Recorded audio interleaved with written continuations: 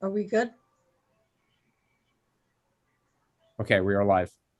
Okay, good evening, ladies and gentlemen. Sorry that we're off to a late start. This is a new kind of Zoom platform that we were using that has not been the easiest for everyone to access. So you didn't miss anything other than people talking about passcodes and invitations.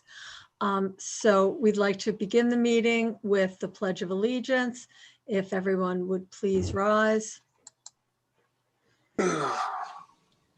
I pledge allegiance To the flag to the flag of the United States of America and to the republic for which which stands one nation under under God, indivisible, with liberty and justice for all.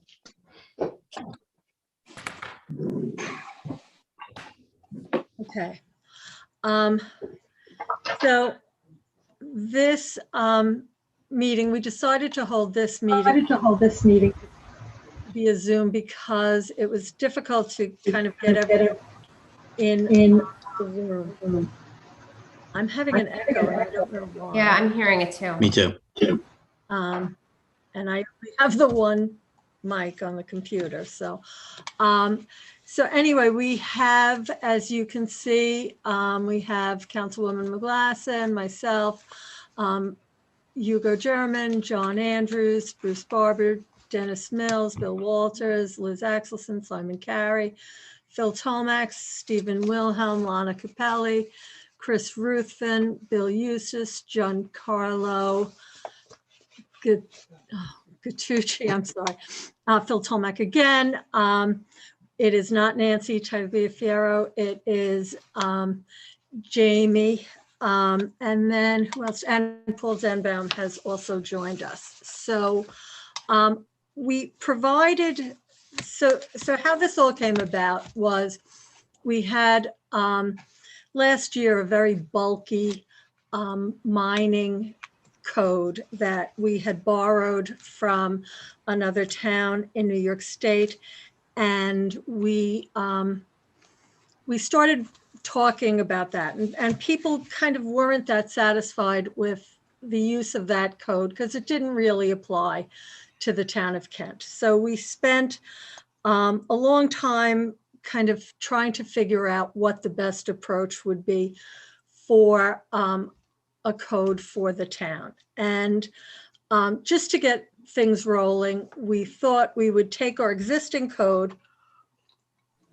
and I contacted supervisors in other towns, got code sections from other towns, and we borrowed some language from Carmel, not necessarily to think that it was the perfect answer to the question, but at least to jumpstart the discussion and at least to get ideas coming in. We asked members of the planning board and the planning board consultants to give us some input. Again, you know, this wasn't suggested as this was the be all and end all document, but at least to get us moving in the right direction. And we received comments. We received comments from the planning board. We received comments from the Kent Conservation Group, and we received limited comments from the zoning board. So Councilman Ruthven, in a yeoman's effort, tried to combine the documents so that we could kind of go through it by section and see what we wanted to adopt, what we, you know, thought needed some work. And actually, we got comments that went far beyond the additions that we were including in our code. We got comments basically on the entire code because our experts found a lot of issues within the code. And, you know, it makes sense to not just tinker with one part of it, but if there are problems with the code in general, to fix those all at once. And so I think, that's where we start, is that what is really being asked of. I mean, when I started reading this, I was like, we didn't change that part, but that part wasn't so great to begin with. So I think that perhaps a comprehensive overhaul of this entire code is really going to tighten up the language and serve to do what the purpose of doing, this moratorium and this code revision was about, is to actually fix the code, not put a Band-Aid on it. Anybody? So I personally, I mean, the town board has batted around a lot of ideas, and I'm absolutely certain we're going to be batting as well tonight. But how I thought we might go about this is to hear from our experts, and our planning board and our consultants, and pipe in when we need to. Is that an approach everybody wants to take? That's good. Okay, so I mean, we start off, the first thing is we don't even have the first criticism is we don't have a declaration of policy. We're kind of lacking in it. So I don't know who wants to start off. I'm here to listen. How was that noise? It must be Phil.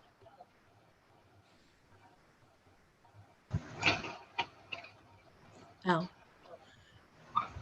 Phil I is, think he's talking, but we can't hear him because he's Yeah. on his phone and not unmuting the phone. yeah. Can we unmute Phil's phone? Phil, try again.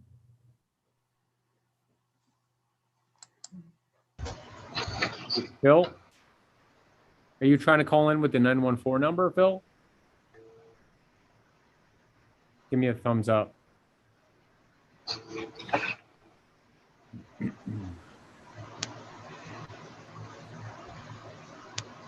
Okay. So who wants to get this ball rolling? Can you hear me now? Yes. Hello, everybody. Okay. Can so anyone Liz, hear me? Yeah. Yes, Yeah. Yes. We can hear.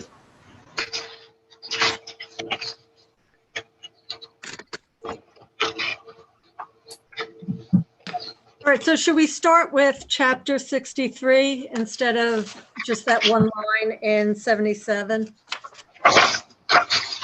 Yeah. Okay. okay.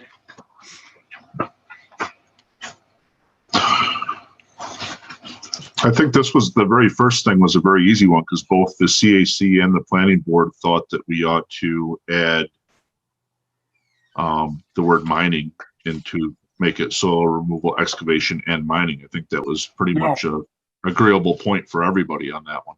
Yes. Nope. Not me. No? No. All right, Dennis, why not? Well, when I started making notes on all this stuff, my approach was to rewrite chapter 63 and center it on residential development and any required excavation and grading for site plans without touching the word mining. I personally and professionally even, because I have worked with mining plans, I have developed mining plans for clients. I think mining should be a chapter all to itself and totally and completely dedicated to the activities required for mining on a site for commercial purposes and site development. So And you I've, think, I've submitted write-ups and markups and everything to that effect. That's where I'm coming from anyway.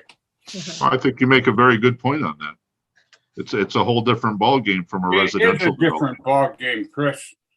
Mining I is agree. not the same as soil removal, grading, and residential and minor commercial site planning.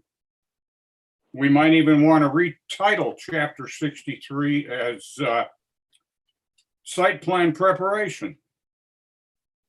And as far as the specifications that go into Chapter 63, after we define what it's all about, the specifications would center on digging basements and maximum excavation and site grading and stormwater drainage. Septic system is necessary, wells, water supply, or if there's town facilities available, then what the specifications are to hook up. And that's just scratching the surface.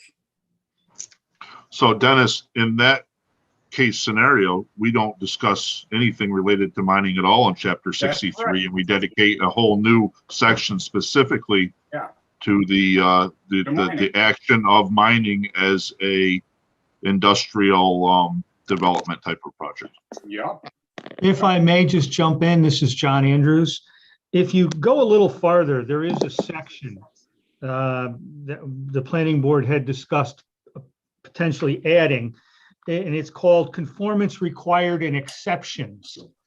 And underneath Oh, yeah. that section, I think it's 63.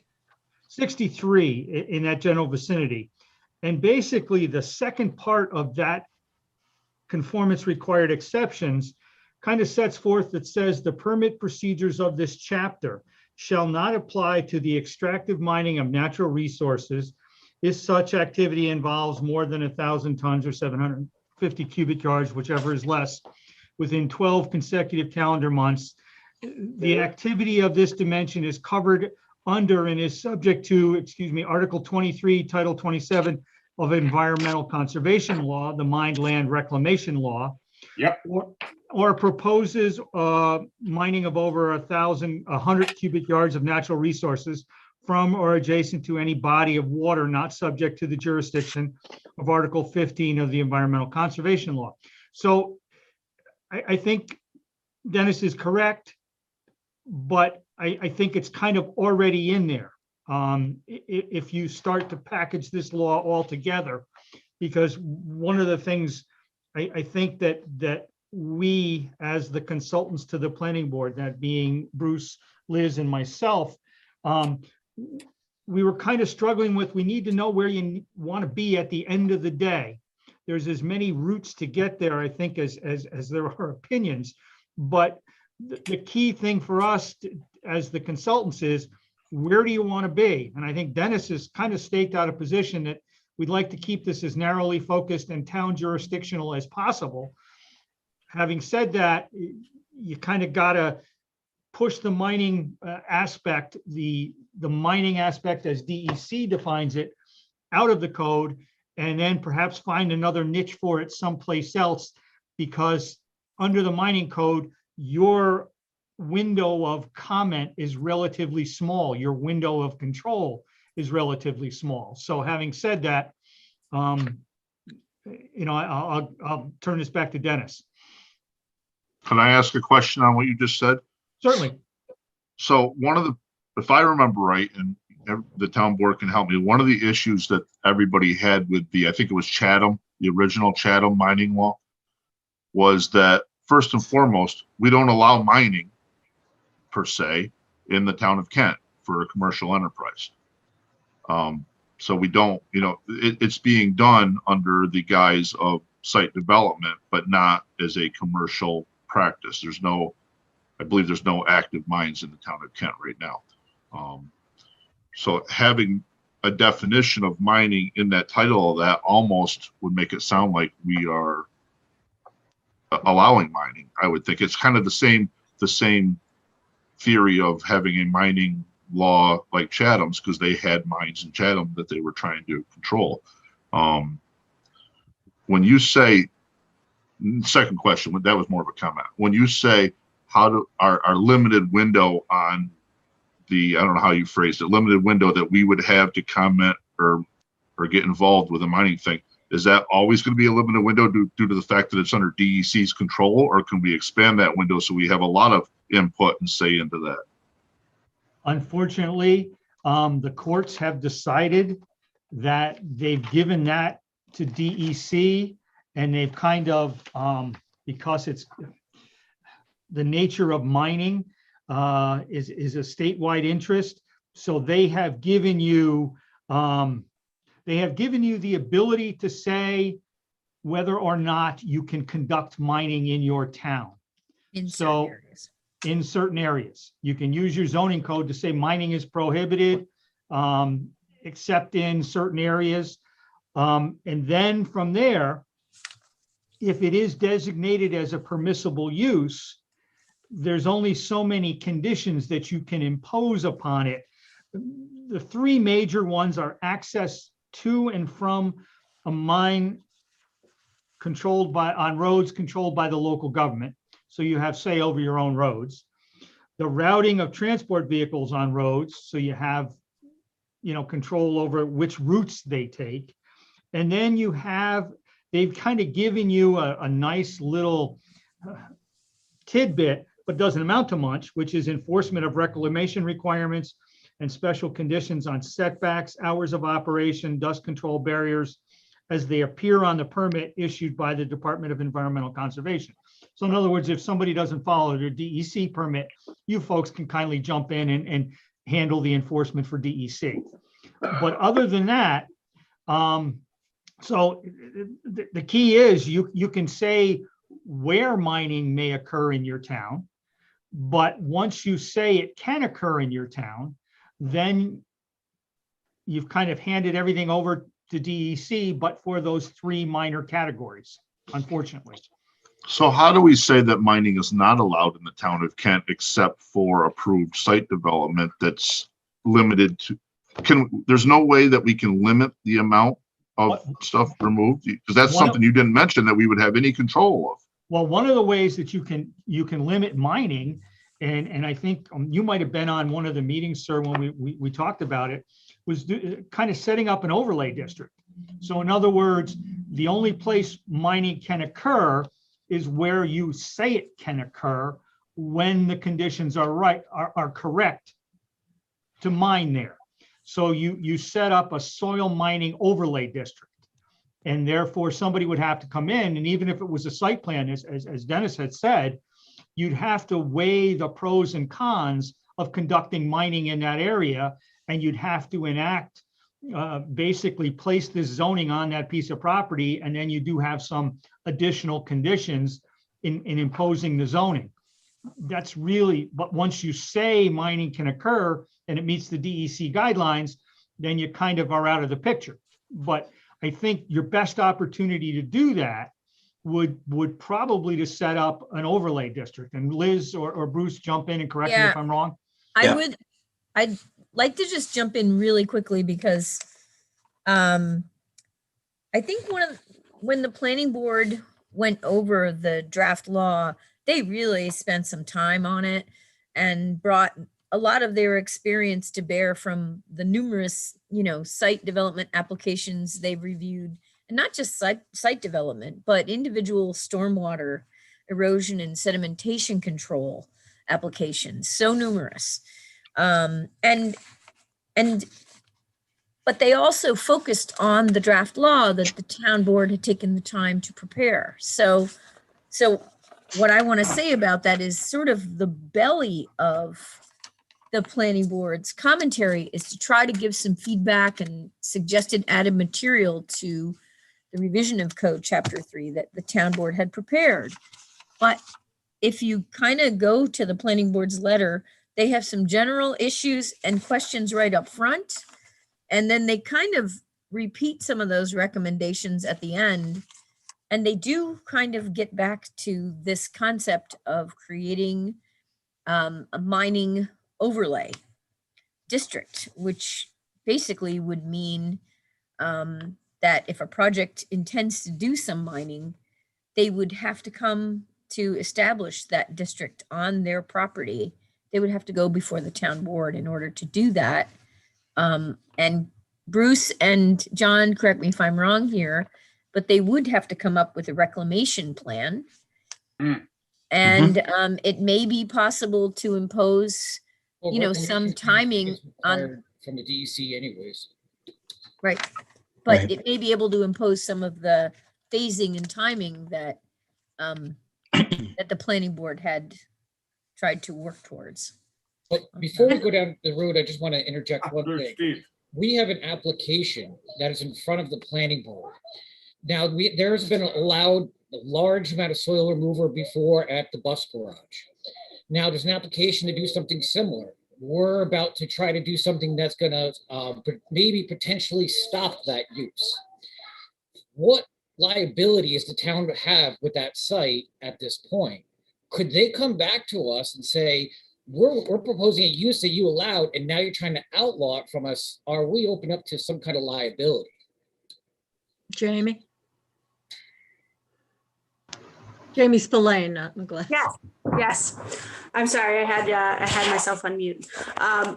If it's something that the interest has been vested, that could be something of concern for us. I'd have to know more about the project individually, and we could discuss that.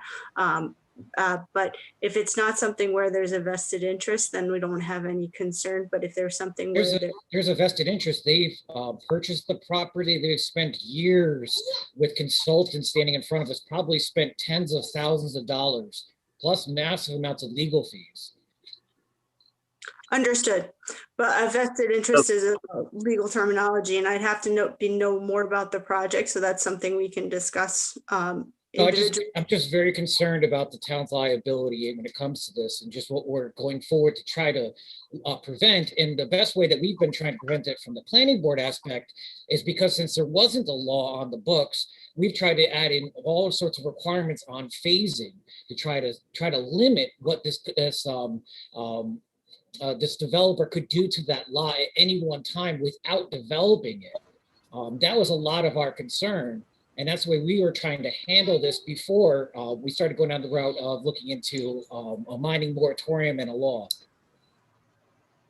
Understood. I would need to know more though on exactly what, because as was stated earlier, currently there is no area in the town where mining is permitted. So if that is something where if the property owner is proposing mining, that's not a permitted use in any of the districts currently.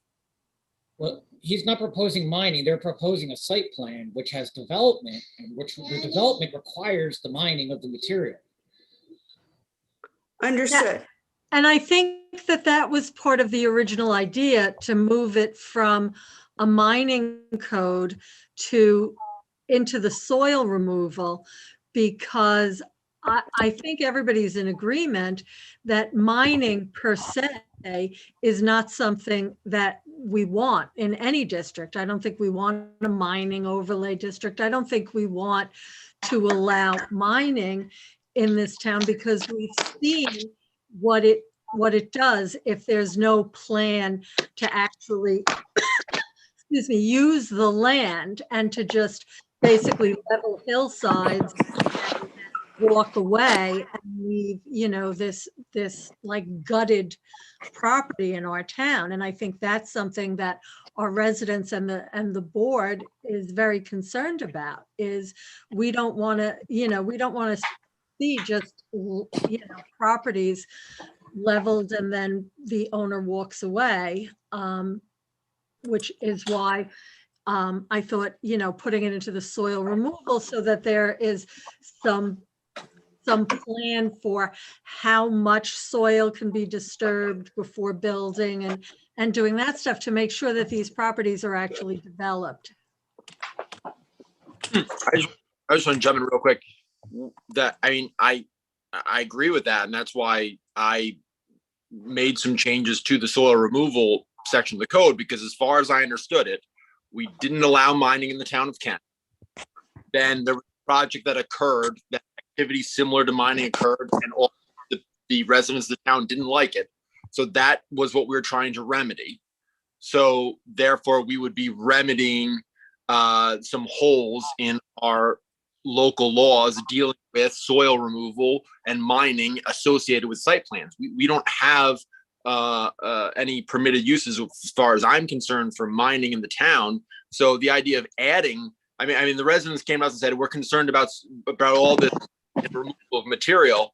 And now we're discussing a district, and it's helpful to understand the back and forth, but it seems like we don't have a lot of leeway over the intricacies of any mining operation. We don't want to expand mining. What we want to do is stop what happened at the bus stop from happening again. And that essentially can be dealt with in the codes that deal with how much soil you can actually remove from a site to complete your site plan. And that's why I thought, that was the simplest way to go about it. But we agree with that. It's just from the standpoint of this application that's in front of us, we're very concerned about this application with that Route 52 development. That's what the planning board is mostly concerned about, and we don't know how to go forward without putting ourselves in a way that we get litigated against. I mean, I'm not your counsel. I'm not the planning board. The planning board's job is to follow the town code and seek advice of their attorney and move forward in a way that follows the code of the town and pursuant to the purpose. If we change town law and that results in some sort of liability or not liability, I don't think that affects how planning board members are doing the job. Planning members are essentially interpreting the town code as the board writes it. Well, it's not just the town code. We're also looking for what's best for the town. But that's not what the planning board. That's not. We're looking at it not just from the code aspect. We look at what's best for the town too. If I could just jump in for a second, there is currently the moratorium in place, but there is a waiver procedure in the moratorium legislation, and the code provision that's being worked out is a permitting provision. So it's not exclusion on things, it's a permitting procedure. And I think one of the things that, if I may just jump in here, that perhaps we as consultants of the planning board didn't understand, the gentleman who just spoke was correct. You were trying to limit things, but nowhere did the limiting terminology really jump out at you.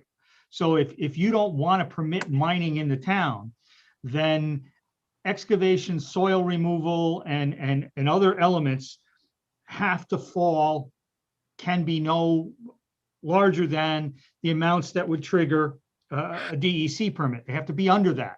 So as long as you stay under that and don't, because the minute the amounts to be removed jump over the limit, then you kind of cede some of that control to DEC, which is not your intent. And then it becomes, like you say, you're at somebody else's mercy, not yours. So while I'm getting a better handle on this, and we probably might have approached things slightly differently when having known some of that to begin with, but I think that there's a very clear, and your attorneys will tell you, DEC starts at a certain threshold. And what you don't want to do is you don't want to get to that threshold. So much as you've done in other codes, for instance, the limited disturbance in soil and erosion control is 5,000 square feet. Okay, that triggers certain things. In this case, if somebody has a site plan and they say we have to remove more than 1,000 yards or 750 cubic yards in a 12 successive month calendar year, no, you can't. We're not doing that. We're not doing it over 10 years. Go ahead, Bruce. Yeah, John, you're exactly right. What we have in the code currently, let's say in the IOC district where most of these applications have occurred, is that under the code provisions, you can construct a building that is 50% of the site area, and the impervious surface can be 75% of the site area, regardless of the environmental constraints. Now, if it's the subject of a subdivision, then the town code has certain provisions for environmentally sensitive lands that must be subtracted from the net or gross lot area, I should say, to create a net lot area to prove out that you can build there. But unfortunately, what we have now is we have these relatively large sites with substantial environmental constraints, let's say in the IOC zone. If you look at the NRCS soil maps, over 90% of the soils in the IOC zone are severely compromised and limited. About 60% of the land is either encumbered with wetlands, steep slopes, and maybe even more than that when you add rock as well. So these areas are extremely environmentally constrained, and there's no provision to account for that in future site plan development. And I wonder if, and under the zoning code, if the town board would want to consider identifying environmentally sensitive land similar to what would be subject to subdivision and discounting them and creating a buildable area which would reduce the amount of impact to these locations. Wow. What do you mean by a buildable area? Like So denoted? in our current code, if you're subdividing land, you have to create a rectangle of developable area that is free of environmentally sensitive land. So in the IOC zone, if you're subdividing a parcel, a big parcel into small pieces, the minimum lot size in an IOC is 60,000 square feet to create a new lot. And of that, 20,000 square feet has to be this rectangle. And in that rectangle, and Liz, steer me right if I'm going wrong here, in that rectangle, you need to be able to put the improvements, the septic system, the 100% expansion area. What can't be included in that rectangle is steep slopes, wetlands, and any rock outcropping that is 4 feet or less below the surface of the ground. We don't have any provision like that at all And for Bruce, this is existing also lots. a problem we have with single home development in this town, is because they have that same constraint. The The problem IOC that, oh, go ahead. I'm sorry, Liz, go ahead. No, you go. I'm just saying that that's right. And, you know, these provisions are in place for subdivisions, which makes perfect sense. But there's no provision to account for environmentally sensitive lands in the approval process of existing lots, other than wetlands.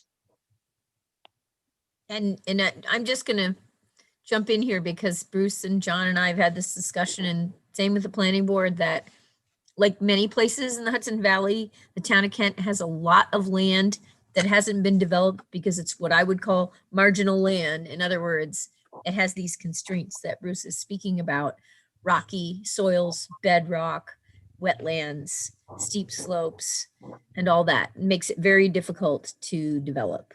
The other pressure that's coming upon Kent and other communities is that it's very hard to find aggregate. And by aggregate, I mean anything from sand and gravel of various sizes to rock of larger sizes that is needed for everything, including building streets, sidewalks, anything made of cement or asphalt. It's all based on aggregate of various types. And one of the things I learned when I was working in North Salem is that some of the aggregate that they were bringing in to create their dirt roads was coming from New England. It was coming from pretty far north. So there's a certain shortage of that. And a lot of the aggregate that may have been sourced from our area was probably used to build a lot of things in New York City and Westchester. So there's a real shortage, and it creates an, increased cost of development.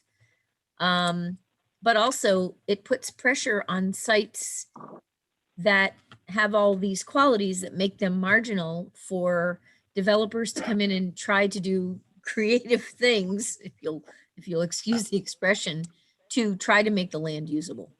And sometimes that involves removing considerable amount of rock, unfortunately, for Kent. Right, but in this case, again, looking at the land area in the IOC zone, that rock, those mountains, are looked upon not as a detriment to site development, but an asset to developers. There's tremendous amount of resource money to be made from removing the rock, as Liz is suggesting, due to the shortage. So they purchased the property to mine, and then perhaps, and this is what the planning board has had to deal with, and the town board, of course, too, is, the idea is, well, there's supposed to be commercial ratables that are desirable to the town of Kent to be constructed there. But that might not be the most financially intentful piece of this to the developer. They may just look at rock as being their development piece. And there's no constraint in the town code to really preclude that right now.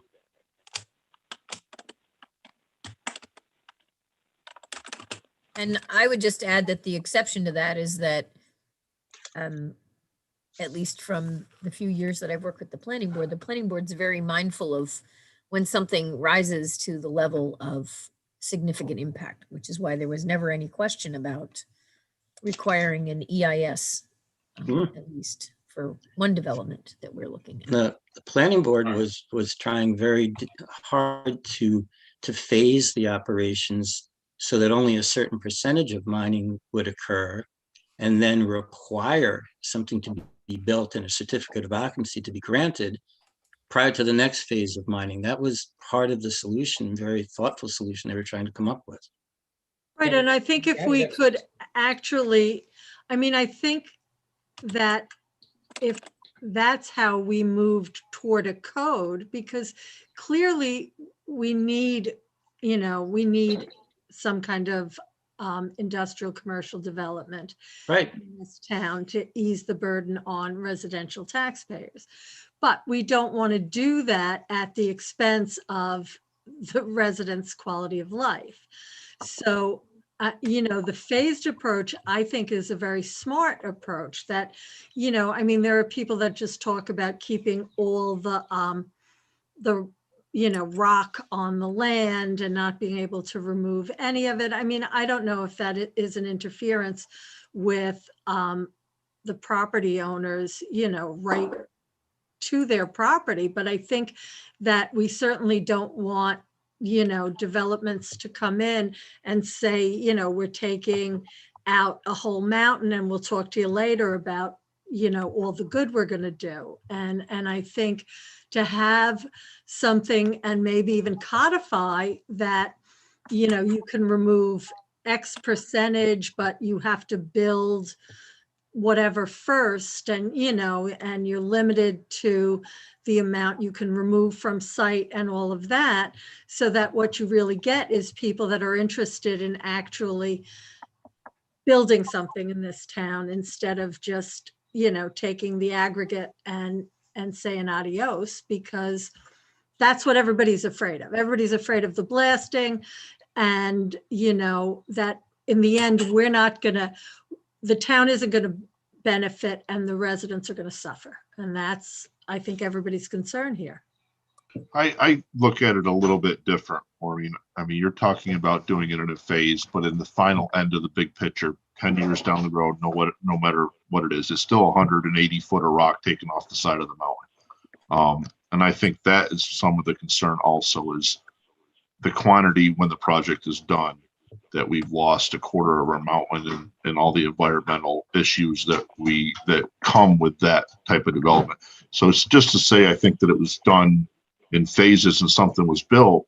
The end product is still that we are, as Bruce said, these are environmentally sensitive areas that we have. And in the long run, whether you did it all at once or you did it in phases, the only thing you're benefiting from is that you get something built on it.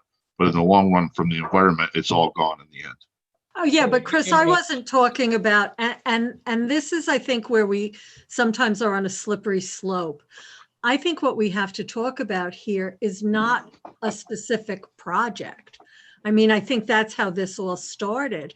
But I think we have to look at this comprehensively for the town and not just say, oh, we can't let a certain developer come in and do what they want to do. I think we have to really figure out a way that we're going to control this to benefit our residents and to benefit the town.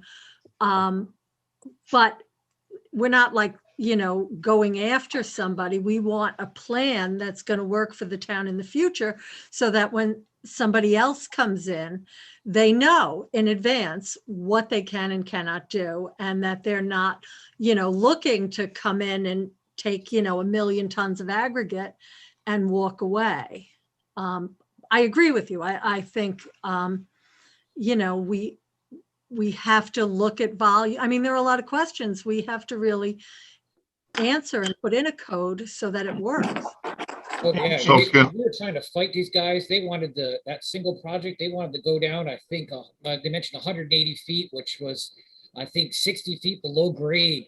By the time we got them to recent negotiations with the EIS, we got them up to level grade, or I think the slope of the project only goes down 20 feet, the whole slope or something.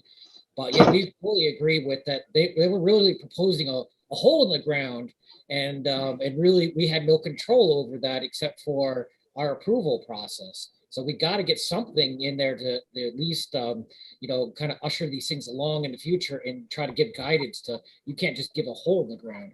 I think if I may, if we had had this kind of discussion before we had headed down this road, I think we could have kind of crafted that, because one of the first things you learn in engineering school, with enough money and enough imagination, anything is possible. That doesn't mean it makes sense, is reasonable, or should be done. And I think to the supervisor's point, that what you really need to do is take your code and establish a series of thresholds. And those thresholds begin with how much is reasonable to remove, how much, what is the options for phasing. You know, there's a whole series of thresholds that if you look at any of even the DC's own mining rules and regulations, forget how you call it, there's always a series of thresholds that as long as you stay below, you can pass go, you can collect your $200, as they say. But the minute you start to vary with or jump above these thresholds, then the level of scrutiny increases, the level of permitting increases, the level of town involvement should increase. And there may be an upper limit that says, hey, once you reach 1,000 tons of material or a cut of 4 foot across your entire site, you're done. And you can't go any farther. So I think from that perspective, if you set out a series of parameters that you're comfortable with, I think you can craft a code that will allow you to kind of balance the need for industrial development with the need for the protection of resources. Quite honestly, you've done it in wetlands. You've done it to some degree in steep slopes and soil and erosion control. You really have to approach this problem no differently than those two items and begin to put your hands around what you as a town can, pardon me, live with and what you can't. And then you point us in the right direction, and hopefully we can help you get to those ends.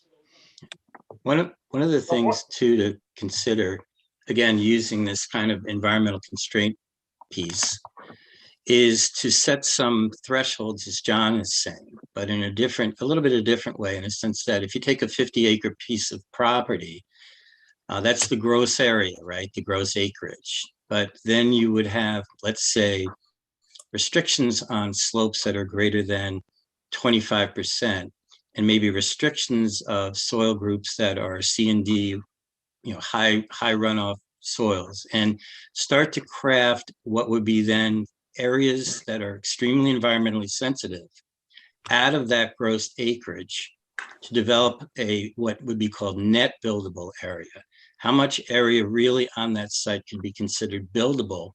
Then your zoning code would drive how large a parcel, how much impervious would be set on that remaining net buildable area that is relatively free of environmental constraints.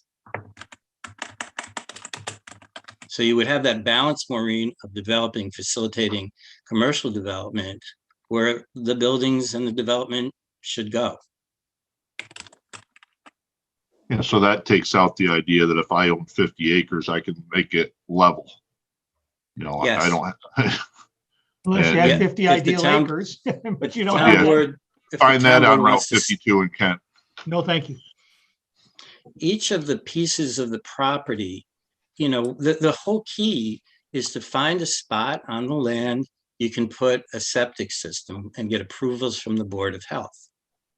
Board of Health, once you have approvals for your programming, for your building or what have you, then basically, there's wetlands in the town of Kent that are permittable activities. There's no prohibitions to work in wetlands. But really, that's about the only restraints or constraints you have.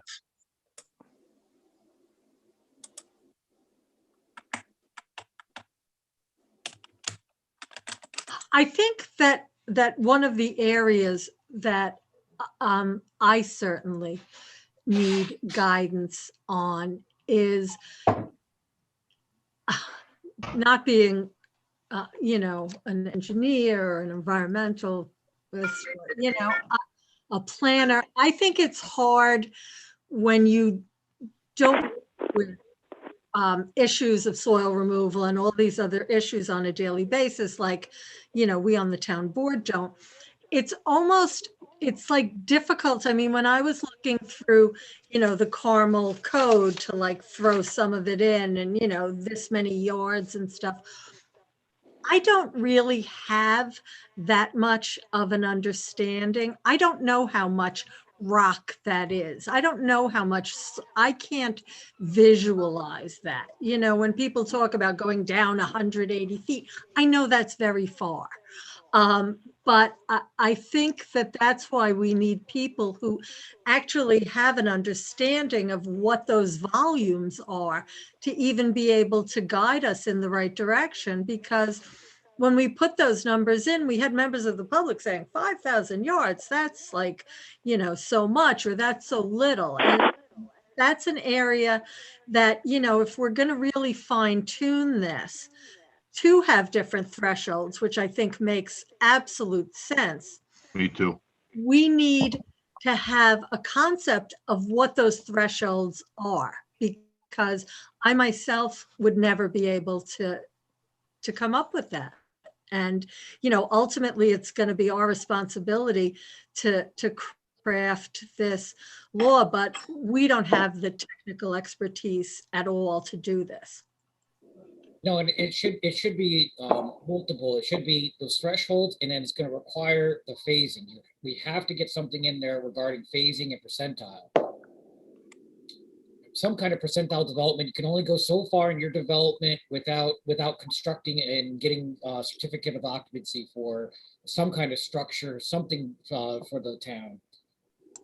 Generic. Yeah, absolutely. I mean, I think those two things are really important because nobody wants to see another hole in the ground. I mean, nobody wants to see a mountain leveled and put up with, months and months of blasting and, noise and dust and all that stuff and come out on the other end with nothing. And that's really the crux. Simon, go ahead. John, you brought up the thing about limiting the amount because you don't want to cross over that threshold to the DEC, because once they get control, they get a permit through them. You don't have to abide by. But what kind of limits are you talking?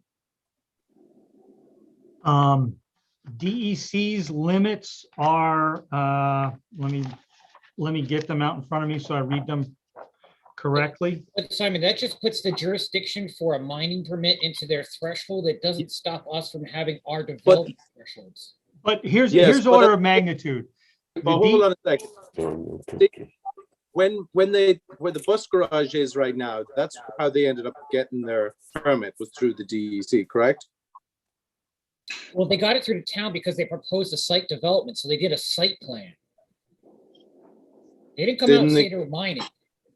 They didn't get. They got a mining permit from the DEC also, though. Yes, but they came out as a site plan, and that's the same thing that Route 52 development was planning to do, was to have a site plan and then get your permit, because they were doing the same thing with the DEC. And I think they did get a permit from the DEC. Okay. What I think what Bruce and Liz and myself are saying is that you're right. It's almost kind of like a con game.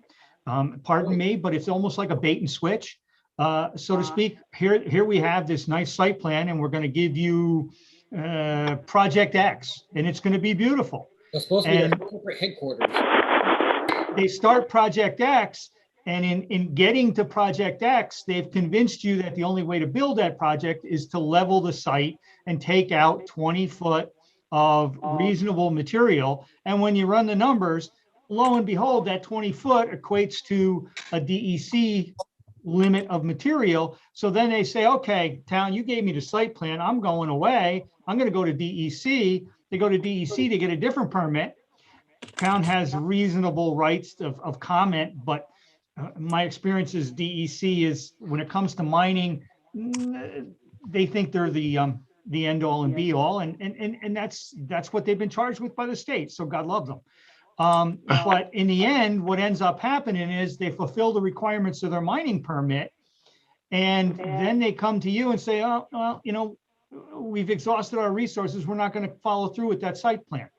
So I think what you have to do is, out of the gate, when you start to entertain some of these site plans, is basically say, okay, in our review of this site plan, this is the limits on soil removal, period. And then, so make your site plan work with this amount of removals. We're not letting you go any farther. And, you know, show us. And I think that's kind of what Simon was getting to is, you know, you guys have some control, you just need some backup. And that backup is how much material is reasonable to anticipate to generate an approvable site plan. I just want to tell you a story. I had the opportunity of working in the town of Fishkill when they were building the Gap warehouse. The Gap warehouse is effectively 37 acres under one roof. You can visualize that. And it is dead flat level. They did not mine, they did not anything. They found an open used to be bean field. And yeah, they leveled it. They cut it all the way across. But in the end of the day, every bit of material that they cut off that site ended up being back in that site as the footprint for the building. I'm not saying it's the greatest of situations, but that's one where the site plan worked. They moved a tremendous volume of material, but it never left the site. And, you know, so it can work, but it really takes working with the developer and working with, you know, setting the numbers you're comfortable with up front, and then living with them. And I'm wondering if this could end up becoming What you do? Phil, a you soil. Oh, go ahead. muted yourself.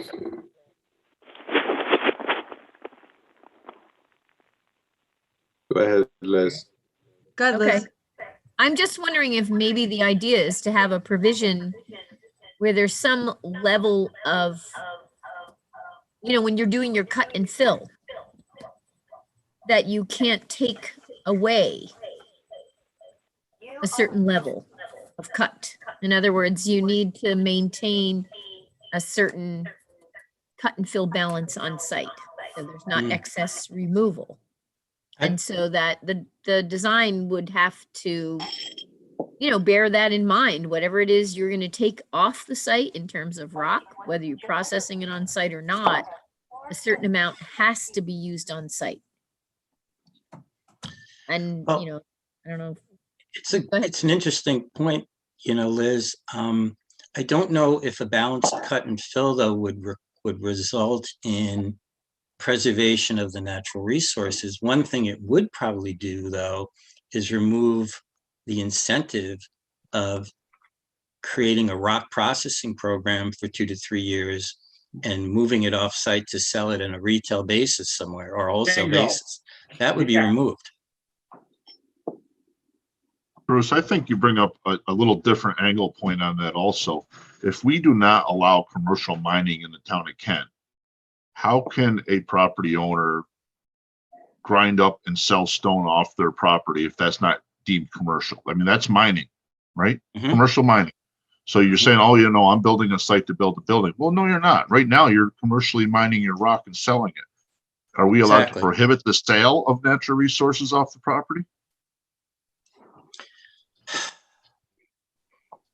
Well, you know, it's an interesting thing, Chris, because, you know, when you have somebody, let's say you're bringing rock to a site and you have a crusher there and you're processing there, and then you're selling it somewhere else. That's called a transfer station. That's something entirely different that the DEC regulates, right? In effect, you are operating a rock crushing, commercial establishment. You're not doing site development at all. And the concern, of course, is that you get done with the rock, and were they ever even intentful of developing the property with any commercial structures? Probably not. Yeah, that brings my point up. Well, how Yeah. do they get away with selling the rock if we do not allow mining in the town of Kent? There should be a different angle on that, a law enforcement angle on that. They're breaking our town code. Do the rock mining. Well, because they're not just going for it, they're going for it underneath the guise of a site plan. So they're conforming. But they are commercially selling it. They're Yeah, commercially but selling it. The code doesn't say that, it's against it.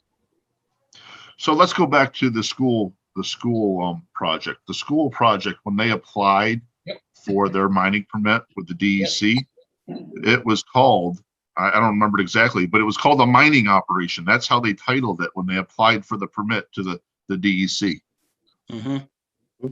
Under which application? For their mining permit. They No, called I'm it like just saying, Kent I'm not sure Materials because Mining I Operation, just know that property changed hands a couple times. the one that ground up all the rock out of it. Yeah, no, the property changed hands during the rock removal operation a couple times. I'm not, I was just told by somebody else that when they applied for it, it actually literally said mining operation in the application for it as the title of the property. I mean, and we don't allow mining. That's what bothers me the most. How do they do that if it's not even allowed in our town? But see, here's, I think this is the rub. You don't allow mining.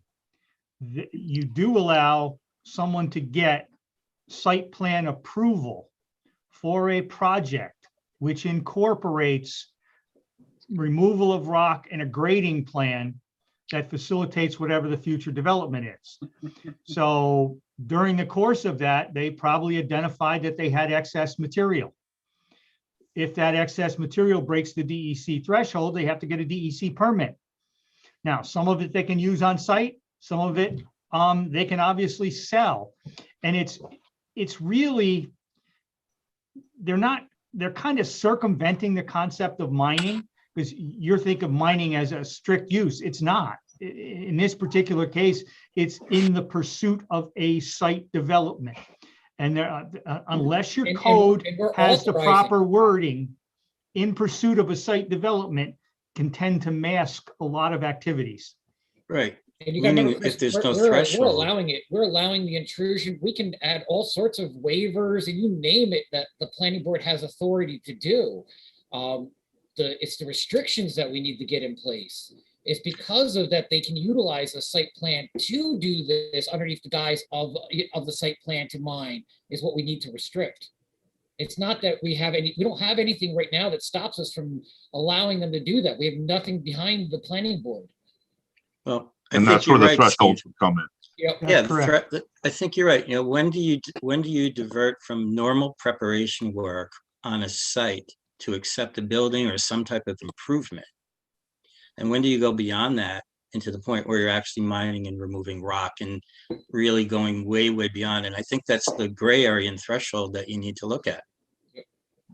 And that's the clarification you need. Right. As Liz says, Liz and I both, and Bruce does as well, I'm sure, work in the private sector. We have our own clients. And when you look at a site for a particular client, it's always a question of economics. And one of the things that's most economical is a balanced site, cut and a fill, where they're essentially equal. Because in any respect, it costs you money to bring in material. You can make money to truck it off, but there's also restrictions and other things to truck it off. So the ideal situation for a client is to come as close to a balance as is humanly possible. And so if you start with that proposition and you set up some thresholds, realizing that there are going to be sites where you got an excess, some of the material is not usable, for instance. There are going to be other sites where you need to bring in material. There are sections that are too low and you can't level it off enough. So if you set up the proper thresholds, what you avoid doing is creating situations where all of a sudden that cut is excessive. Oh, we gotta cut 20 feet. Well, if you gotta cut 20 feet, let's rethink this. What else can you do? And so, but if you have the weight of law behind you, if you have something that says you can only remove X amount of material after you've balanced your site within a 12-month period, you've got a different site plan that you are looking at approving. So, I mean, we have to find what that balance is and what those numbers and thresholds really are, because once you get them in your soil removal law, there isn't much else necessary that needs to be tweaked around there. There's a bunch of things, reclamation, bonding, all that stuff, but most of it exists in your other codes anyway. You just kind of beg, borrow, and steal and plug it into this one, provided you get the thresholds right. I'm just wondering if I know there's the whole threshold of cut and fill, but could there also be a threshold of what's the existing elevation of the height, the elevation of the site? Is there like an average elevation, and can you set a threshold that limits changes to the high and low points in the average elevation of a site? Right, and that might actually really cut back on the amount of rock removal and the amount of blasting and stuff if the site is limited to a certain, height difference between the bottom and the top of the site. There's been something in the chat about blasting and the dangers of blasting, and how some towns have banned blasting. But I mean, I think to that point, if you're working on a hillside, I mean, if you're doing a level piece of property, obviously you're not blast, but if you're doing a major project at a hillside, I think there's always going to be some type of blast. Say, well, we're not doing any projects on hills anymore, and we can only do them on flat land. That would kill everything in town of Kent. Right. I mean, it really would. But I mean, we have to think about, we can't have just constant blasting. We can't, we can't have this like, we're going to just blast away and level. I mean, I think the whole concept of, that kind of terraced approach, and then the differences in the elevations that we would allow is maybe a smart go. But you got to watch it. They could try to come in with a fill plan too, Maureen. Where if you say you only can go certain percentages, you watch out, you'll get filled. It seems it's a combination of these thresholds, and Steve and Maureen, you're right. If we're restricting development on all slopes greater than 10%, 15%, we really have very little buildable area in the town of Kent. But again, getting back to the IOC zone specifically, there's large areas of the properties that are 35% slope and greater, with substantial rock outcroppings, etc. You can set the threshold wherever you think it's appropriate, where those areas maybe aren't really appropriate to be developed.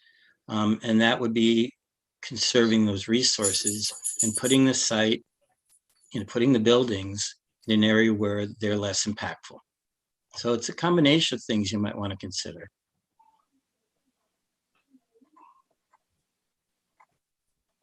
How do we get all these great ideas put together into a document? Liz, didn't I just hear you volunteer? I thought I heard Liz too, John. Yeah, thank you. Well, I do enjoy writing code. And I know that initially, Jamie and Nancy and I had envisioned the possibility of working together on this. So, I'm open to it for sure. I'm going to need to, pick the brains of people. Bruce and I were being facetious, John. Liz. What? We were being facetious. We would of course volunteer to help you. Yeah. Because there Absolutely. and Oh, yeah. to be blunt, folks, if you take that document Mr. Ruthven put together, most of what we're going to do is pull that out, remold it, and add some thresholds and explanatory material, and basically send it back to you. The raw material, I hate to use this phrase, but the raw material that we need to The craft natural this law resources. is basically already committed to paper in large degree. It's Yes, just a question of absolutely. reorienting it and borrowing things. Mr. Dennis had some good points. Simon went through this once as well. Everybody's kind of gone through this and kind of put their thoughts on paper. And I think it just becomes the point where the three of us can maybe, with the assistance of the attorneys, sift all this and get you back something that addresses what we're talking about.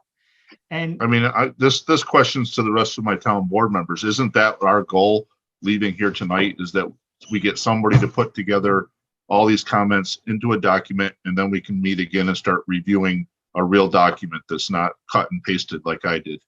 Right, and I think that the important thing is that, and that was kind of the whole point of this meeting tonight, is that we never just sat down. You know, there were some emails going around, and there was, you know, this is kind of what we want, but I don't think until tonight everybody was on the same page.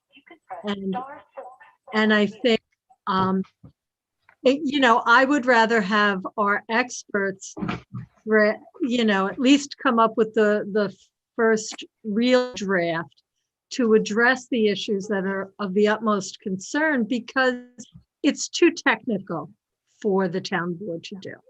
I mean, and we really need that degree of specificity with regard to the technical aspects to make this work.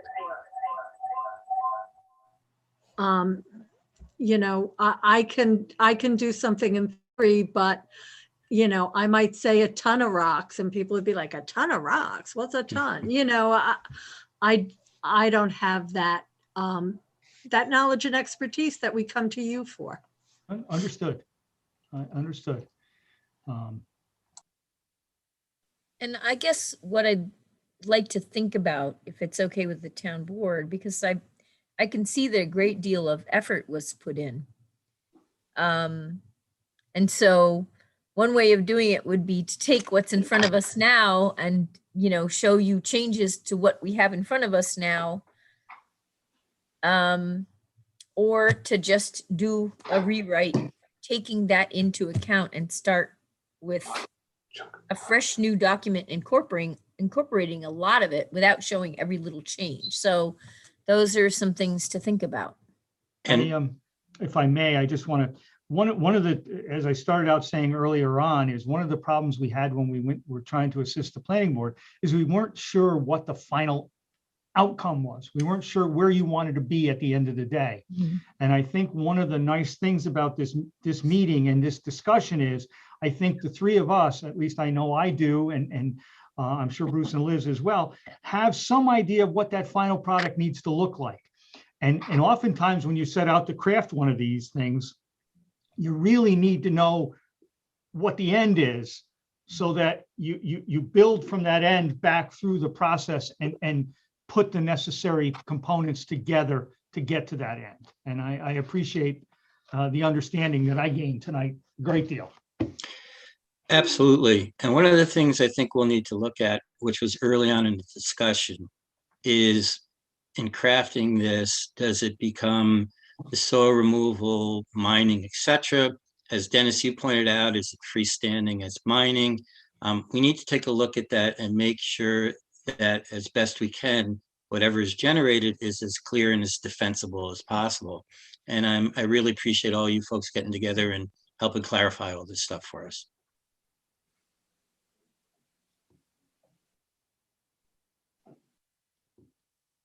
Okay, I think, I don't know about the rest of the town board, but I would be very happy to put the hands with kind of the understanding of what we've discussed tonight, to come up with our own I mean, I think that that's, part of the thing is, we tried, we went to other towns, we looked at other things, and that's been one of the points of some of our residents that need our code. It's nice to look at everybody else, but we need to do what's right for Kent. And I think, taking into account thresholds, taking into account tonnage, all of this other stuff is going to really make it our code. And, I'm sure you guys will put something great together and there'll be a lot of tweaking and a lot of comment, but I would feel very comfortable with that. May I ask the $64,000 question? What's You your don't want to time? pay $64,000. I understand that. What's your time frame? Next town board meeting? I don't know. That's tomorrow night. Madam Supervisor, that wouldn't be the first time somebody's given me that answer, and No, no. but Hey, guys, I don't know if you'd want to pay the bill to achieve that. Let me put it. Yeah. The consultants, you contractually have no problem doing this. You guys have a method of being funded to do this work? We might have to send something to the supervisor to be authorized to do that. Yes. Yeah. We'll probably each one of us put Yeah, something exactly. together to give her an idea of what the cost is going to be. Yeah, Thank I you. think we need like an idea of how long this would take. I don't want to, let me tell you, we extended the deadline another 6 months in March. So that brings us to September. September. I really, to tell you the truth, I wouldn't want to extend it again. I would like to get this done. That being said, I don't want it to be a slipshod, we have to hurry it up, but I'm thinking, I don't know, couple months. What do you think? We have a lot of material to work with. I mean, Right. I so- guess my greatest fear in No pun something, intended, right? my greatest fear in No. something like this is that you get presented a draft in the middle of the summer and everybody said we didn't have a chance to look at it because everybody was on vacation, especially after the last year, people are going to want to. So I guess what I would suggest to you is we're sitting here about the end of April. I would suggest we probably need to get something to you by about mid-June so that you can take it before you can start to look Well, at it before the summer could- is hard could- upon you. Could we set up, working backwards, Maureen, from Yep. September? Could we set up a timeline? First draft, second draft, it certainly wouldn't be set in stone, but at least some thresholds to work towards. So as John's suggesting, we're not in the middle of the summer going, gee whiz, we need to get rolling on this. Yeah, I mean, if we could have something June. Okay, let us do the following. We'll put together between the three of us an estimate of the time and charges related to moving this forward. And in doing so, we'll give you a time frame for its development and when we would propose to have things to you. Does that make sense, Supervisor? I would say, John, no more than 2 rounds of reviews, including public comment. Yes. Okay, Oh, absolutely, public comment. I mean, that sounds reasonable to me. I don't know how the rest of the board feels. I'd like to hear everybody weigh in. I'm okay with that. I'm okay with it too. And I also just want to make sure that we have, the ability to have consultation with Jamie Splain and Nancy. Yes, we'll be available to you. All right. Have members of the public who have been in the chat. I don't know if everybody's checked out the chat, Yeah, talked about rock removal, and ridgeline protection, a lot of issues that are, I'm sure uppermost in your minds and something that you're really very well aware of. People talking about mining being the, based on the volume of rock removed, other methods besides blasting, such as chipping away with an excavator. So a lot of comments. I don't know if we want to take comments on this, or if we, at this point, if we want to take comments from the other attendees, board, what, how do you want to proceed? Will?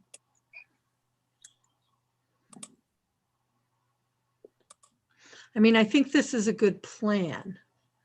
And I think that certainly any comments we get from the public, we could pass along to our consultants to take into consideration. That would be helpful.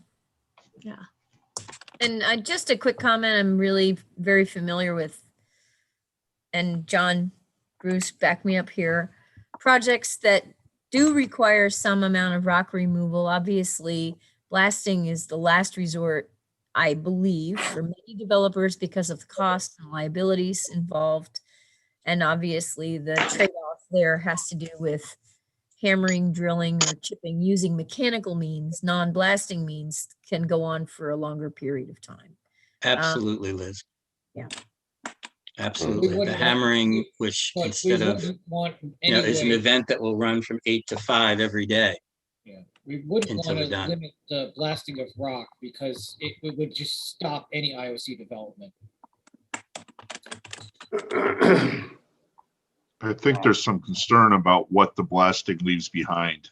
It's been coming up lately about the, what residue is left behind from the blasting, and And it how all that, depends on the type of blasting they Dust. do. Dust and some wire. There are a number of towns, and I'm not looking to create work, please. Number of towns that have blasting ordinances, or a number of there are a number of zoning codes that incorporate blasting provisions. With the proper controls, blasting can be conducted just about anywhere. And so it becomes incumbent upon, it might be, one of the things that falls out of this is you might have to develop some parallel sections to plug in your code elsewhere to cover those eventualities. You get the proper blasting crew, you can do just about anything. But having said that, you get the wrong crew, you can have a nightmare. So I think in crafting the code, in crafting this new section, we're going to have to somehow set some parameters for that, because to chip rock on a commercial basis, that would be more annoying and more intrusive to your community than a quick popping out. Pardon my, and I don't mean to be cavalier. I'm not in any way being And we cavalier. hear it all the time on my site. You have chipping, you can hear it all the way across the base. Blasting, we're not even hearing it. Yep. Well, I Blasting was just is reading blasting John right next to the John hospital. Neff's chat about water, and that's absolutely one of the considerations that we'll be looking at, is that amount of rock removal, blasting, et cetera, can definitely change aquifer conditions, water resource conditions. And so it's something that we'll be looking at in this process. Yeah, and So I I just think wanted to let you know, typically- John. Yeah, typically what would happen is if somebody's going to go to the point of blasting, that you would require some kind of survey of foundations and wells within a certain distance. Oh, yeah. Yep. Oh, yeah.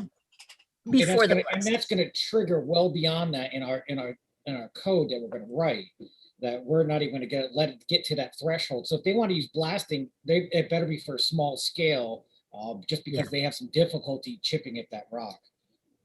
That's the whole idea here. It's going to be, setting your thresholds. I think, to be quite blunt, I don't think you're looking at 180-foot face of rock removal. That's not gonna cut it. That doesn't make any reasonable threshold. However, you get into the 10 to 15-foot range in certain cases, you got some knobs that need to be, nibbled off. There's ways to do it, and we'll just have to really fine tune our pencil. And there may be some situations where you have to add a provision to your overall zoning code or something else to cover the eventuality of blasting, setting up terms and requirements. A couple of the towns I work with, Liz is very familiar with the town of Poughkeepsie, has a complete blasting program that if you even indicate that you're going to blast on the site, it triggers a whole series of provisions and notes and conditions that must be placed on any approved plan. And if you don't live with those conditions, you don't blast and your project stops. So there are ways to do it. And I think we can build that into the law, knowing that's a concern. But and again, that's controlling the blasting, not outlawing it. That is correct. But it requires, enforcement staff or somebody that answers to enforcement staff. Well, you would have to add that as a provision of the application that they would have to hire a third party. You'd make that into the law that part of the approval process, they have to have a third party do the inspections. Yes, that's very common. You bring in an outside consultant and they monitor the blasting. They issue the report to the community as well as the owner. And, our current blasting Owner's code talks cost. about a lot of that already. and I'll have, Like, Say again, Bill? our current blasting code talks about monitoring the site, witnessing the work being done, and a lot of the other stuff, licensing and a bunch of other stuff. So it's in chapter 38. You'll find that. Okay. wonderful. And that might be a simple reference and we might need to bump some of those things up, but and your board is famous, the planning board is famous in some of their permits for using the same condition time and time again so that people are accustomed to it. And maybe it becomes a situation where you just come up with a blasting condition and everybody knows what that means. Everybody knows that they have to comply with it and you move ahead. But you don't necessarily outlaw it. So we'll take a look at it all, I think. Yeah, and I think, this is another situation where you have parameters. So a property owner is coming in, what they're dealing with, and they don't have to, worry, or come in with an idea that doesn't fit with what our town wants, and then try to either push it through or meet with, resistance, and everybody is on a level. Everybody knows what the rules are. And, there's always obviously, you're not going to get it down to the detail, but as long as you have parameters that people know what they're doing, then also, part of what we deal with in Kent is the complaint that the process takes too long, we have to keep coming back, we do this, we do that. If we have a really well-defined code, then there should be no need. Everybody should be on the same page. Everybody should know what the requirements are, what the expectation of the planning board, the town board are, so that we can move projects along more quickly. And people that actually want to work within our set of rules be attracted because they'll know what the game plan is going into it. I just think it's going to really benefit.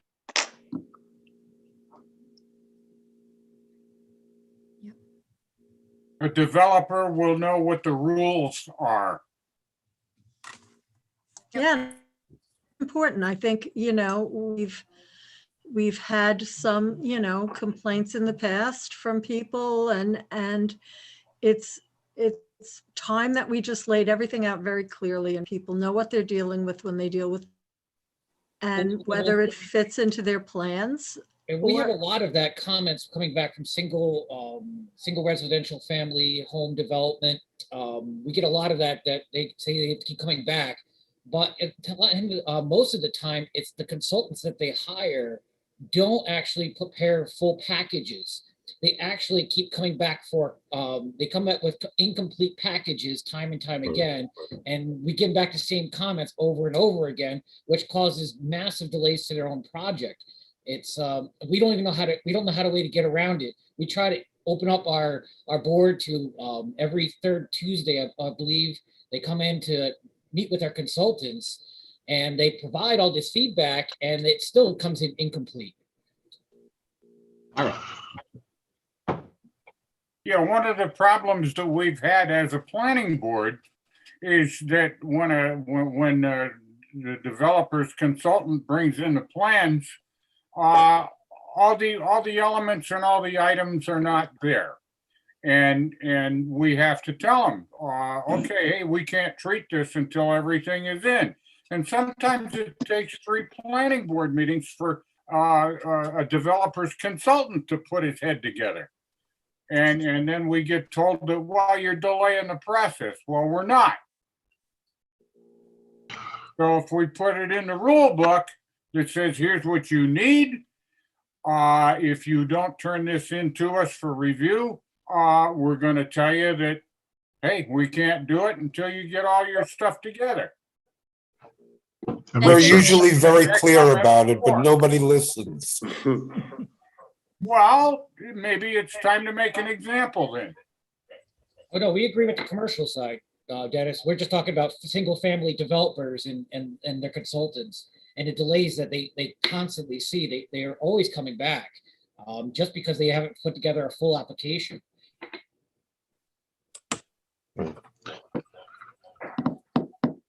Well, if we put it in the rule book, that's what we have to live with, and that's what they have to live with.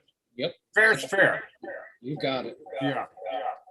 Yeah. Maureen, if you can visualize, if a developer says he has to remove 5,000 cubic yards of material from a site, that equates to somewhere in the neighborhood of 350 15-yard dump trucks. Those big Kenworths and Peterbilts with the 3 axles underneath them.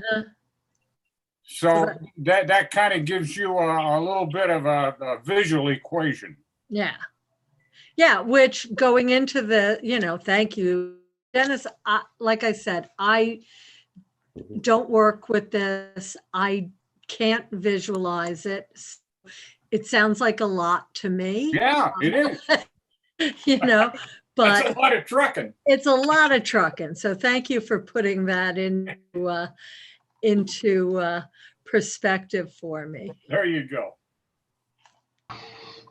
So Maureen, how do we proceed here tonight? Is there public that is going to comment? Are they able to? I don't know how this is set up or how we intend to finish this up here tonight. People have been putting stuff in the chat. Has everybody been reading? Is there a way to get, I'm reading it. Yeah, so what we have is the attendees can actually raise their hands in the, we had a hand go up immediately. I said that. And then we can let people in one at a time. We're not going to Brady Bunch them in, but Paul Holman, can we just let people speak? How do we do it? 1 second, Maureen, before you let everybody speak, I just want to make one point when it comes to comments and especially when it comes to code and engineering. We want to make sure that there's some kind of review panel for all the comments and whether they're accepted or not and how they're treated into these documents, because we have to set up those meets and bounds kind of up front for the consultants to handle their reviews and the comments, because the comments could be way off base and we just got to review whether they're applicable to this project or not, or if they're reasonable. Okay. All right. I'm sure we can some kind of screening with thumbs. So Paul, how are we going to do letting people in? Okay, so I see Eileen has her hand up. Should I allow her to talk? You guys ready for that now? Yeah. Okay. Eileen, go ahead.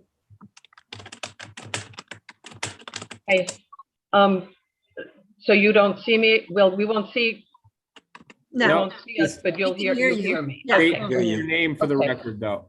Thank you. That's good, because it's getting kind of late anyway. So, you know, I just would like some clarification. I hear moving I along. apologize, Eileen. Can you just state your name for the record and then?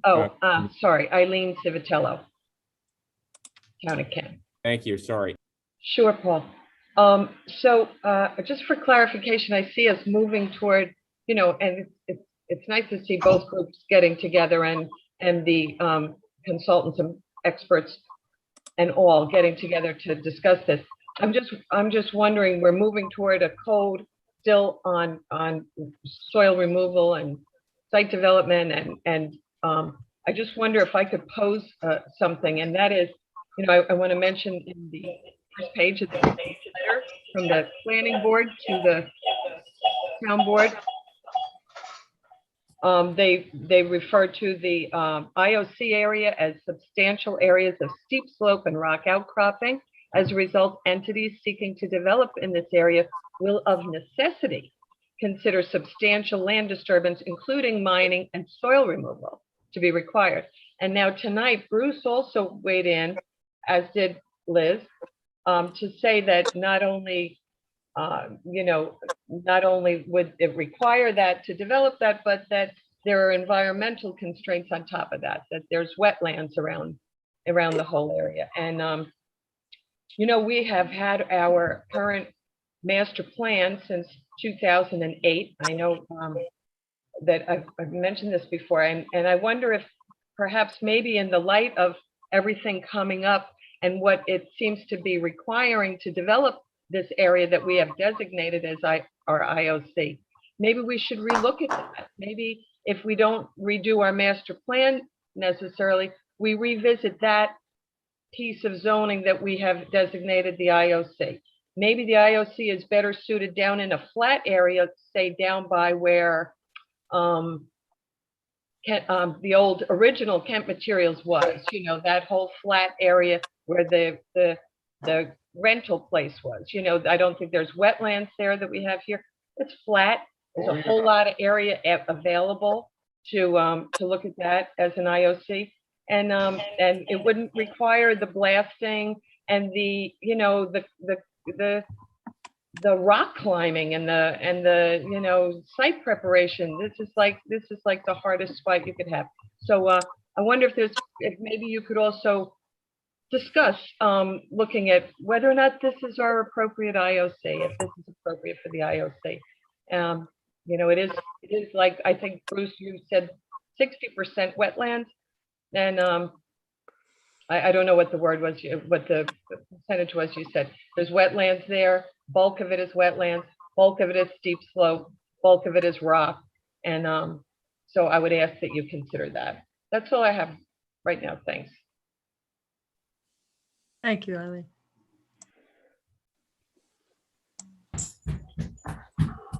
Anyone else want to be heard? Raise your hand.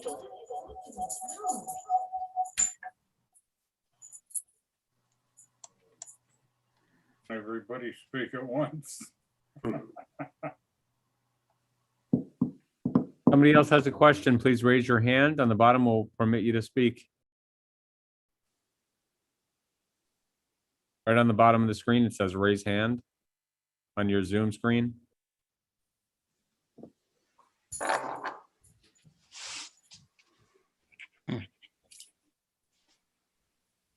Okay, I don't see anybody else with hand raised. Oh, somebody else did. Okay. I You guys can't- ready to address that? So are you going to take down the speakers after they've Yes, attendees after they've spoken? I do. And they have the choice to speak again, but I do one at a time. So Okay. yes, I do. Okay. So next.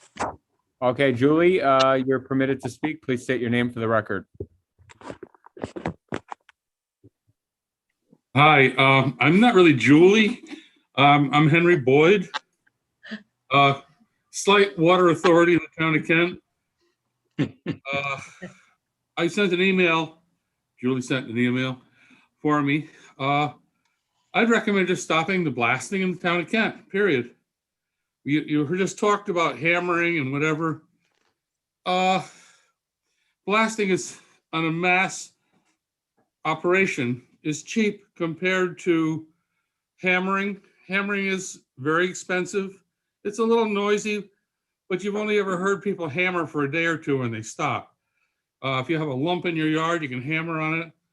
If you have a lump in your yard, you can come in and drill holes in it. And there's a chemical you can dump in that expands, almost like thousands of years ago, the Chinese used to drill a hole in a rock and fill it with water, wait for the winter to crack the rock. You have chemicals that do this overnight. It's very expensive, but if you want to go to dig a ditch or something, you don't blast a ditch today. We just chemically just drill, still drilling the holes, but you just don't put dynamite in them. But it's expensive, but it's going to stop mass. And Bill, is that considered fracking? No, fracking is it's down a well somewhere to find water. I know that one. I'm just talking about when we're talking about mountains and moving. I just want to make sure we're clear. No.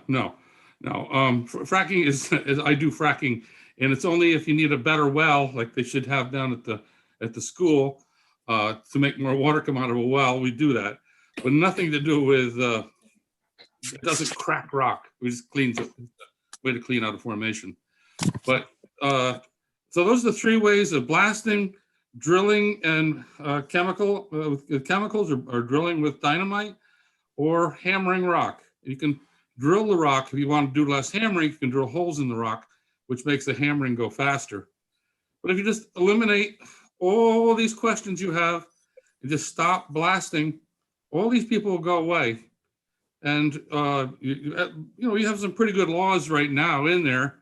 And I know Chris has been working pretty hard on trying to smooth things out along with the rest of the board. But that's all you have to do. Make it simple. No blasting.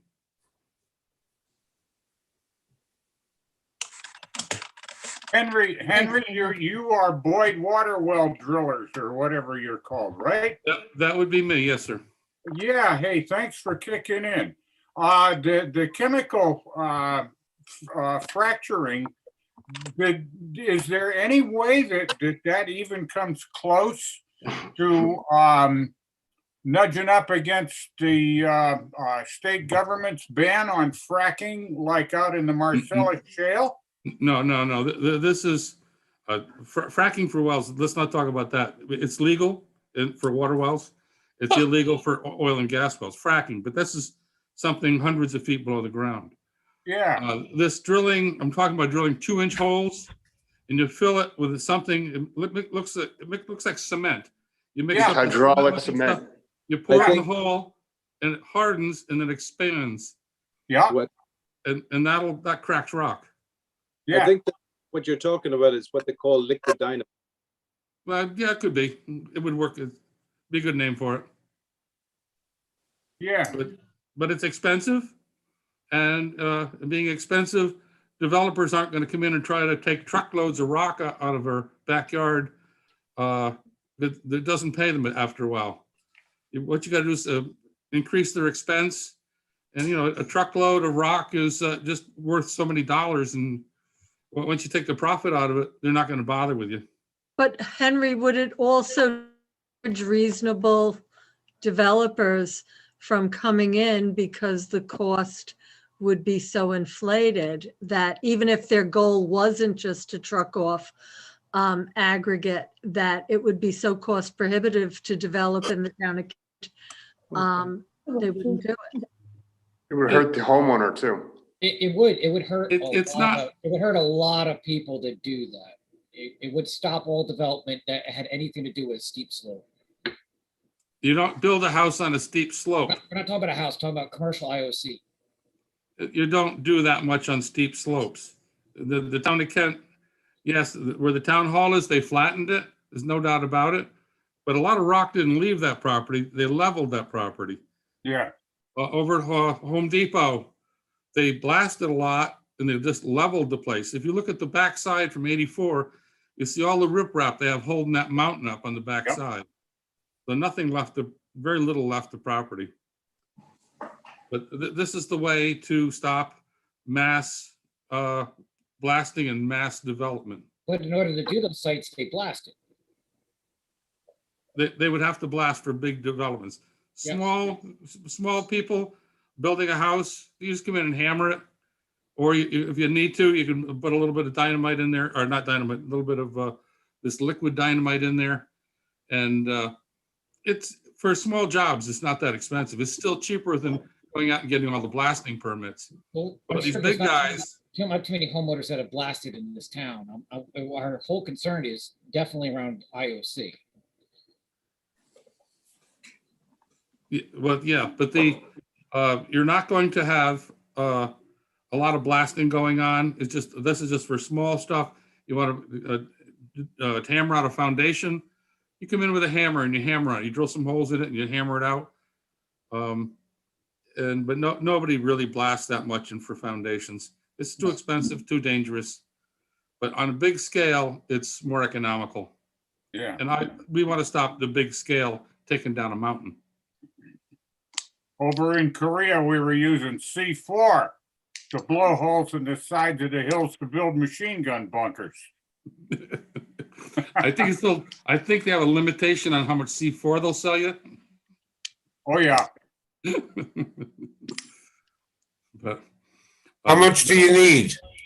you have to ask that man. I have no idea. And now Phil pipes in. Okay. Oh, We used to get it in wrappers about the size of a brick. yeah. Oh, goodness. From what I see on TV, yeah, that starts the whole anyway. But No, I would, if there's any kind of provision, regarding blasting, I would just add a permit process. And I mean, we already have it in our code, so you already have to follow our code. you just have to have a limited blasting. Yes.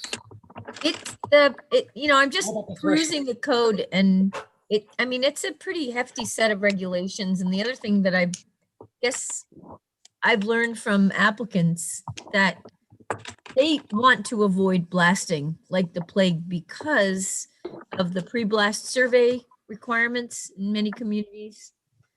And the cost of doing that and the liability. But not on a massive scale. On a massive scale, it's just a normal thing. They go in, they get their permits and blast the hell away. Look at on Route 52 there where the school is, or where they're going to put the school bus garage.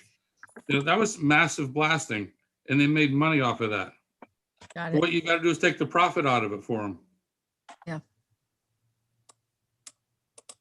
We didn't want to stop that project. We wanted a good project there. Yeah, we thought we were And I wasn't part of the board at the time. That project is the reason why I joined the board. Them shaking my house every day. Mhm. Another blasting advocate. Yes. So, no, might be some hammering, I am not a fan. but they would not hammer on a big scale. No. You couldn't afford it. But they couldn't hammer down that mountain if they tried. No. Hey, guys, Kathy has her hand up as well. Okay. Thank you. Henry, Thanks, thank Henry. you. Thank you. Thanks, Henry. Thank My you, health, Henry. my well is Thank doing you. good because of Henry. Thanks, Henry. Well. Okay. Everybody's well is because of Henry. Live well, Henry. Well, You've done well. Get well. Lower your second Zoom in the background. All right, Kathy, go ahead, state your name.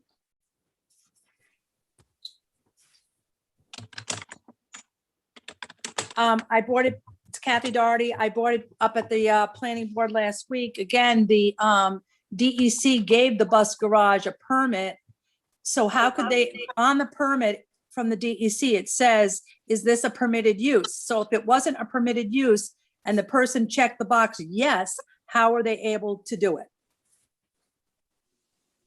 And also that person had a number of violations over the years, at least 5. Maybe when you're redoing the code, you look at the fines and the fines should maybe equal to what the size of the project is, instead of a slap on the wrist, oh, they fixed it. It should be, no, you violated it, here's your fine, and move on. Just a suggestion.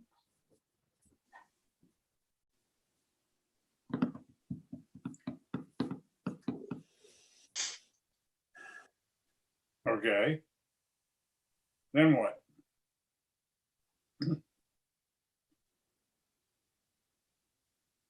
I will agree with Kathy that the fines are pitiful. There's no incentive. $250 for every day in violation doesn't mean anything to them when you get into a large scale project. And then you write them an issue, you Double give them a parking down in New ticket, York City. and then you got to go to court. $250 doesn't go very far. It ain't worth the effort. Right, Bill, and this again is an area that I think we need our experts like you to kind of weigh in with, suggestions for fines that are not so burdensome that nobody wants to the town to do anything, but are heavy enough to actually get the results we need and to get people to comply. So I think it really just comes down to escalation. It's not, you don't want to say that you have a project, you're getting fined based on the project, because then it looks like we're slapping people, like we're singling people out. If you have it as an escalation, so as you defer fines, it keeps escalating every time. That will nail them down. They will not tolerate that. Right.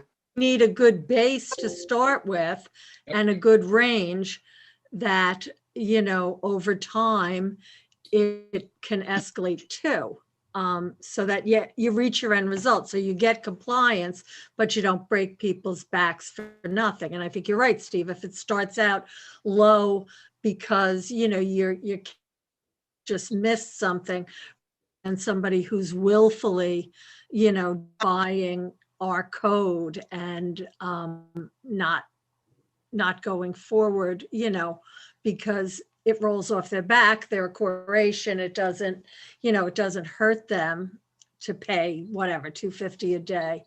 But I think, again, we need parameters, and we need to get something that's gonna achieve our goal without being unreasonable. All right, Eileen has another question. Should I allow a second round? Sure. All right, thanks, guys. Stand by.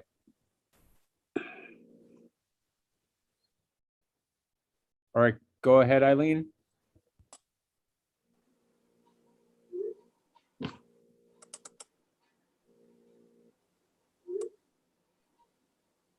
Unmute. Okay, sorry. My question, is that like the Kent Materials site, I'm sorry, I don't know that I'm supposed to say that, had infractions that, remember Chris had brought up that still haven't been closed out, like how that property was even sold with the amount of infractions that they had, and they would consistently not be in compliance with the way they were supposed to be doing things. And Bill would go down there and there would be a fine levied. And I don't even know that they ever paid those little fines it was almost like they laughed in the face of it. So, there again, you have, it's supposed to be phased development. We're supposed to have, a building for a leveling, for a building for a leveling. None of that ever happened. They just blew past that requirement that they didn't do. And I have a sincere question, and I don't know, we seem to ask questions, but answers don't seem to be given. But I really have a question that I would love to get the answer to. How did that property sell with unremediated infractions first? They haven't been able to get their bond back because they haven't, put back the soil, things like that they were supposed to do. How did that property sell? And how is that going to be developed with those infractions still standing? I mean, we're saying here that we're gonna give people double the fine. People will laugh at the fine. No, Rock in New York State is $1 billion industry. It is no joke. I mean, this is like we're sitting on a gold mine here, and they're like going to be figuring out ways behind us how to get around this? Double a fine? I mean, Bill has to go out there. They didn't even, like wash the trucks coming out of there. The place was a mess. The noise and the dust and they just, they kept making they blasted at night. They kept making cell sheets, selling rock. The roads took a beating, So to talk about phase develop, it's so frustrating as a resident, I have to say, I just have to weigh in and say that. But Eileen, they didn't have a phasing plan with that. They just said that we're gonna build this. This is our site development plan, and we're gonna level everything, and then we're gonna put our corporate headquarters when we're all done. Actually, no, I'm sorry. Was that Stephen that spoke Yes. just now? Yep. I'm sorry. I think you're incorrect about that. I think the way they sold it to the town, and Maureen, is that right? They were going to phase development. That was the only way they sold it to the town. That they were supposed to level an area, build an area, level an area, build an area. They leveled, they kept leveling, they kept selling rock. They had these beautiful 4-color glossy cell sheets where they made a ton of money there. That rock belonged to the town of Kent. They took it out of here. We suffered on the roads. We suffered in the environment. We suffered with the noise pollution, the light, everything. And not to mention what happened to the wetlands that are over there. Who even knows? I wonder what their water reads like right now, frankly. I'd like to know what their water reads right now with all the blasting went on over there and all the chemicals that were let into that wetlands over there. That's just a little preview of what our IOC would look like should we let it develop, because we don't have anything but what we had over there. They stripped the soil. First, they clear cut the trees. They stripped the soil. They let that water run off that rock. They broke that rock. They gave us nothing. And now what do we have? We have another nightmare, Well, except Eileen, and I don't mean to cut you off, but that's kind of the purpose of trying to with this legislation. You're all trying to stop it. We're all That will absolutely control this situation. Okay, And- so can I get an answer to the question? How did it sell with open infractions? How did that property sell? That's the question. I don't know if you watched, I think you were at the meeting that we had with the school board. No, I and- watched that. I wasn't there. And that's one of the questions that we Great had. question. Yeah. I don't Great know question. how, I at that meeting, I've done real estate closings for instances that can't sell if they don't have a CFO, a CFO. And Right. so, yeah, this was one of the questions we asked the school board's attorney. Maureen, I thank you for asking that question, and I support your staying and getting that question answered, because, that's just a little piece. And I also want to say that thank you, because I really feel that everybody is working really hard, and the residents of Kent need to see this and are happy to see this, I think. It's like, really, if I can give you a round of applause, this has been great. And Thanks, Eileen. I feel like people are being heard, people are responding. It's great. I hope it's so thanks for listening. Thank you. Yeah, we want to get this done. I think everybody wants to get this done. And I think we have a plan now on how we're going to get it done. And I certainly would, look forward to working with the consultants and the planning board on this. I mean, I'm always available. I'm sure Chris. And we are likewise. Yeah. So There you go, if Phil. nobody else Well wants to done. be heard, We got one more. okay. I don't see it. Susan, you're permitted. Please state your name for the record. Susan Kotzer, Town of Kent. I just want to thank everyone. I can see everyone is looking very tired right now. So you can't see me, but I'm tired. Just want to thank you for all your efforts. And I hope we can see something in May, late May, not June. And let's get this going, because I think you're all on the right track, and make this happen. It's our town. Yep. It's a wonderful life. Thank you. And we thank you for your efforts, Sue. Welcome, Phil. I Thank you. tried. So, all right, if nobody else, I think we've made a lot of progress. I think we have a plan. And I would thank everybody for coming on the meeting. I thank the planning board. I thank the consultants. I thank the residents that attended and my, our town board for working on this. And if there's nothing further, I would call to adjourn the meeting. Do we have to do 2 motions for each board? No, no, I think we'll all vote, all in favor of adjourning. Oh, Aye. Aye. Thank you all Thank you, very everybody. Thank you, everybody. And Good night, everybody. Good night, all. Thank you very much. Thanks, Bruce. Thank you. Thanks, John. Thanks, Liz. You're very welcome. Thank you all, town board, planning board, everybody. See you next time. Good night. Okay.